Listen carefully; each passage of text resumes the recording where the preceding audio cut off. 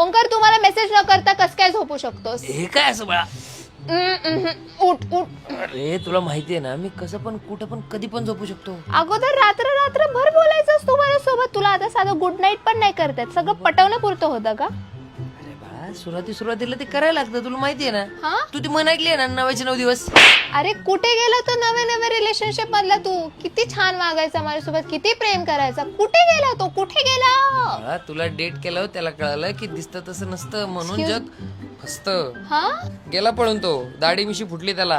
अक्कल कधी फुटणार? अरे लपून लपून चॉकलेट्स आणायचंस रे तुम्हाला आता. अरे बाळा मी हटकून नाही आणत आता. उगाच शुगर बिगर वाढली तुझी तर. माझी हा? शुगर हा? माझी. हं.